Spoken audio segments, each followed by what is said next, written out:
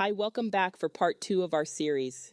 Here is Mrs. Riggs talking about some of the children she used to babysit for. We'll call it black-eyed peas. Tell me the story about all the kids that you used to take care of. Ooh, they came back. And I'll tell you one thing about this boy. His mother brought him and his little sister. A lot of times they didn't have any breakfast, or they ate in the car. They were given a hot dog on the way at noon if she picked them up, or at night. That was their supper. So I would try to fix them a good meal. And one day I looked and I was low on everything, and I had a big bag of black-eyed peas. And I decided, I had a little piece of ham. I decided I'd cook them. I cooked the black-eyed peas. They cooked real fast. And the parents, some of them come. I noticed that they got them a bowl. Each one got him a bowl set down. They had some that never tasted black-eyed peas, got them a bowl. They eat the whole pot of those peas. And with the kids loved them. And I give them crackers and stuff to eat with them. And I always fixed them a good meal. How much did you charge? Do you remember? Oh, $15 a week. Oh, $15. $3 a day. $3 a day. Wow, child care costs have really changed a lot since then. Next is Mrs. Riggs talking about one of her daycare memories. They want to know about the daycare that you ran. A lot. What? About the daycare. The daycare that you ran. Okay. How did you get started with that? How did I do it? How did you get started? I put an ad in the paper for a while Okay. that I would babysit. And you started with like 1 or 2? No. I started out with about a dozen. Oh. Then I would keep about 2 dozen. And if the state, they regulated it, you could only keep so many. Oh. Unless you hired somebody else to come in. I see. Well, I didn't want to have to share the little bit of money with the next person, so I would only keep what they told me I could keep. And Now you fixed meals for them? huh? Did you cook for them and feed them and the whole 9 yards? They Did they have to bring their lunch? word of mouth brought them. Oh. In other words, Margaret is babysitting, Oh. or she will keep your children. Yeah. And a girl came to see me yesterday that I kept her 3 boys when they were little. They're grown now and work at the hospital. See? And she came and sat down and she brought me a little gift and she said, "Do you know who I am?" I said, "Oh, Judy, I remember when you were training to be a nurse." She had to go to Fort Myers. Sometimes she only had a quarter to buy her some food, but she went anyway and left the boys with me, and she trained and now is a medical nurse. Oh, wow. And they were the meanest things. One morning I got up and they were trying to burn the cat up. Oh, is that the Miller boys? Miller boys. Yeah. I told them I was going to beat their tails. Listen, Rick, one of the Miller boys, he saw your tape. He just loved it. So say hello to Rick Miller. I said, if you pull that cat's tail against that heater again, I'm going to beat on you. Yeah, he has watched your videos. He loves them. Trying to burn the cat? That's a new one for me. Next, Mrs. Riggs talks about the old fish house.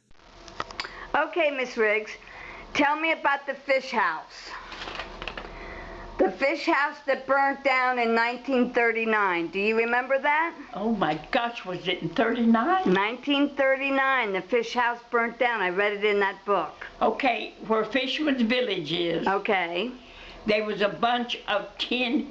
They put it on the roof and made walls of tin, layers of tin.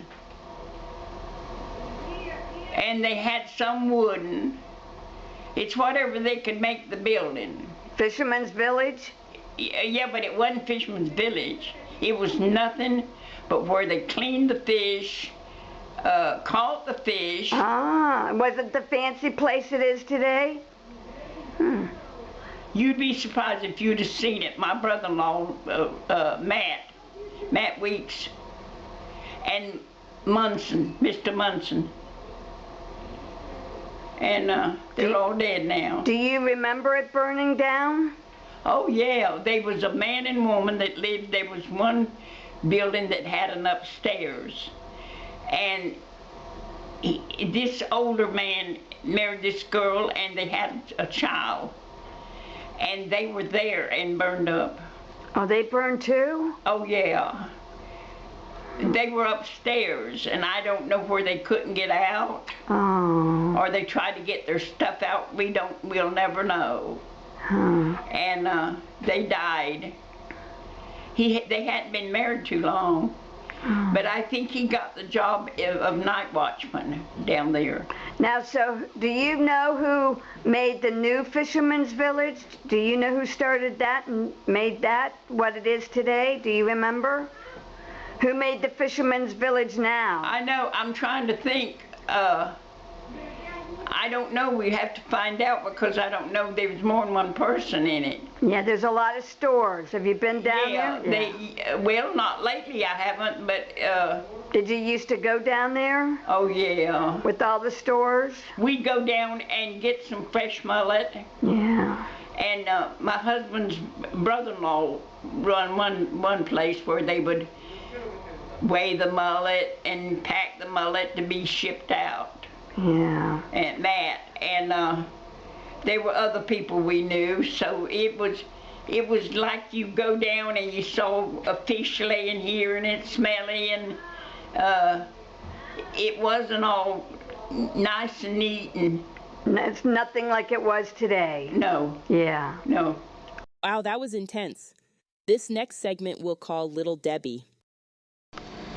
Christine Weeks wants to know, do you remember a little girl named Debbie that used to hide under the couch?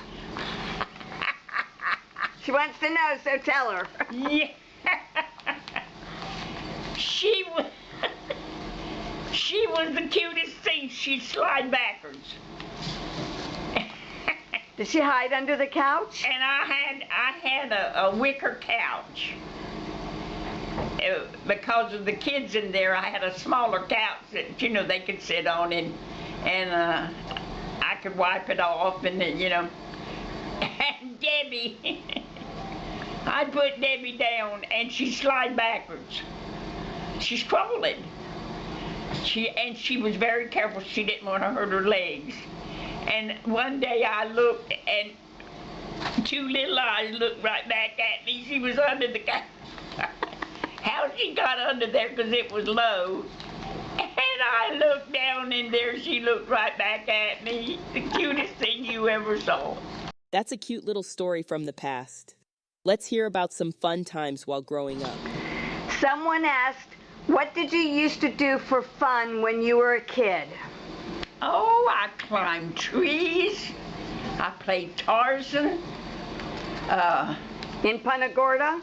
Yes, on Olympia. And the street just before you get to where they took down the B&B was our street. Tell me about... Faced Olympia. Tell me about you smoking a cigarette up in the tree. I love that story. Well, I had two friends. One was named, I don't remember one's name, but one was named Gladys Edwards. And we were all sitting in the tree, and I told him, I said, Mama just made me a new skirt. Well, I thought we were going to smoke. I said, well, we are. I'm going to get my skirt and show it to you, though. So I went in the house and put the skirt on, as dirty as I was, and come back and climbed the tree, and they loved it. Now, what? Then, wait a minute, we decided to smoke. I'm sitting there with my legs spraddled because it was a flared skirt. And Gladys said, look at your skirt. I looked down and there was the biggest hole you ever saw burned. the tobacco was coffee we had taken out of the kitchen, and we rolled it in newspaper and for cigarettes, and it burned so fast and it fell in my skirt and burned. I don't know, probably my mother was going to kill me, but I had burned up the new skirt.